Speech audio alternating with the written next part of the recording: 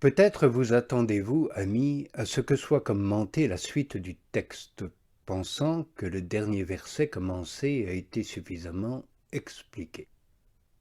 Mais j'ai autre chose en tête. J'ai encore à vous servir les restes du banquet d'hier, que j'ai recueillis pour moi de peur qu'ils ne se perdent. Et ils seront perdus si je ne les sers à personne.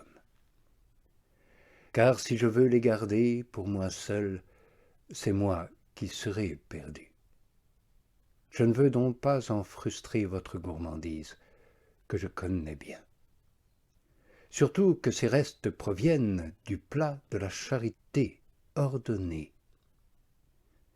Ils sont d'autant plus doux qu'ils sont plus délicats, d'autant plus savoureux qu'ils sont plus fins. D'ailleurs, c'est trop blesser la charité que de frustrer quelqu'un de cette même charité. J'en suis donc à ces mots, il a ordonné en moi la charité.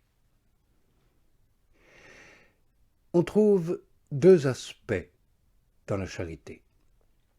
Une charité d'action et une charité d'affection. Je pense que la loi donnée aux hommes et le commandement formulé concernent la charité des œuvres. Car pour la charité d'affection, qui pourrait la posséder autant qu'elle nous est commandée?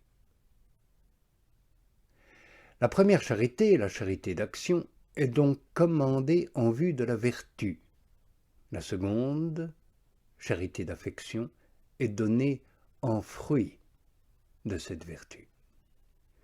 Nous ne nions pas que même la vie présente puisse, par grâce divine, expérimenter le commencement et le progrès de cette seconde charité, mais nous soutenons que la perfection en appartient à la félicité future. Comment a-t-on pu commander cette charité qu'on ne pouvait absolument pas accomplir ici-bas?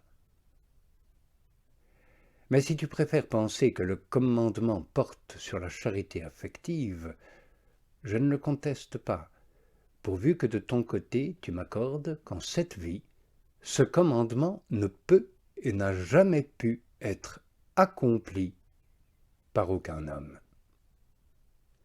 Qui oserait s'arroger ce que Paul lui-même avoue n'avoir pas atteint? Le maître n'a pas ignoré que le poids du précepte dépassait les forces des hommes. Mais il a jugé utile de les avertir par là même de leur insuffisance, pourvu qu'ils sachent bien à quel sommet de justice ils devaient s'efforcer de parvenir selon leur force et la grâce reçue. En commandant des choses impossibles, il n'a pas rendu les hommes désobéissants, mais humbles, afin que toute bouche soit fermée et que le monde entier soit soumis à Dieu. Car aucune chair ne sera justifiée devant lui par les œuvres de la loi.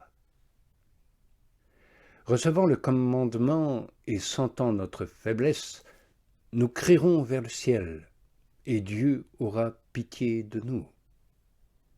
Nous saurons en ce jour-là que ce n'est pas par les œuvres de justice que nous avons accomplies, mais selon sa miséricorde qu'il nous a sauvés. Voilà ce que je pourrais dire si nous étions d'accord pour affirmer que la loi porte sur la charité affective. Mais il semble évident qu'elle se rapporte plutôt à la charité active. Car le Seigneur, après avoir dit « aimez vos ennemis », ajoute aussitôt, à propos des œuvres, « faites du bien à ceux qui vous haïssent ». De même, l'Écriture dit « si ton ennemi a faim, donne-lui à manger. S'il a soif, donne-lui à boire. » Là aussi, il s'agit d'action, non d'affection. Mais écoute encore le Seigneur lorsqu'il nous prescrit de les aimer. « Si vous m'aimez, dit-il, gardez mes paroles. » Ici encore nous sommes renvoyés aux œuvres, par l'ordre d'observer ses ordonnances. Il aurait été superflu de nous exhorter aux œuvres si déjà l'amour avait été accompli dans l'affection. Il te faut aussi entendre de la sorte le commandement d'aimer ton prochain comme toi-même, bien qu'il ne soit pas formulé si explicitement.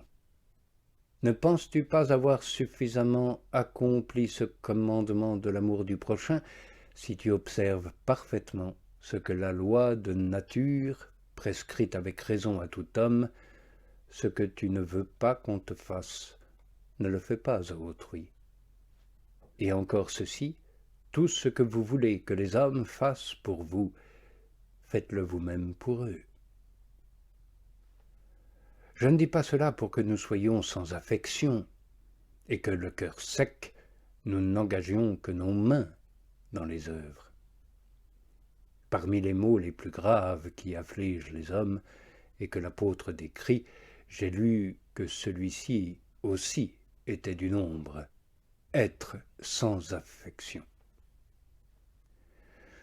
Or, il y a 3 affections. Une affection qu'engendre la chair, une autre que gouverne la raison, et une troisième enfin qu'assaisonne la sagesse divine. La première est celle dont l'apôtre dit qu'elle n'est pas soumise à la loi de Dieu, ni ne peut l'être. De la seconde, il déclare par contre qu'elle est en accord avec la loi de Dieu, parce qu'elle est bonne. Sans aucun doute, il y a une grande distance entre cette insoumission et cet accord. Mais la distance est encore plus grande entre la troisième affection et les 2 premières. Car la troisième, celle qui provient de la sagesse divine, goûte et savoure combien le Seigneur est doux. Ainsi, elle abolit la première, celle de la chair, et féconde la seconde, qui sans elle est stérile. La première est douce, certes, mais pervertie par le péché. La seconde est sèche, certes, mais forte.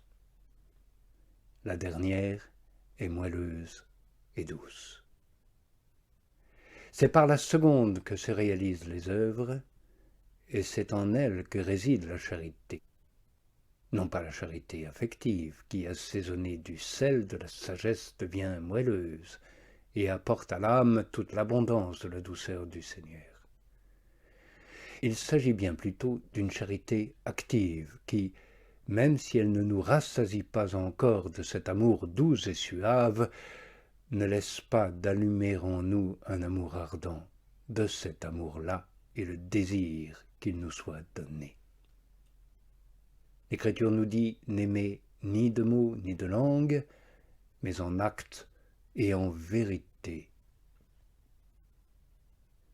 Vois-tu avec quelle prudence l'évangéliste s'avance entre l'amour vicié et l'amour d'affection, distinguant de l'un comme de l'autre cette charité active et salutaire.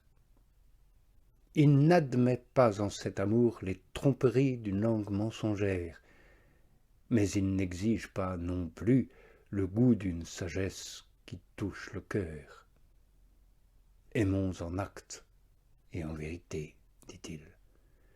C'est-à-dire que le mobile de nos bonnes œuvres soit l'impulsion de la vérité vivante, plutôt que le sentiment, souvent trompeur, de cette charité savoureuse.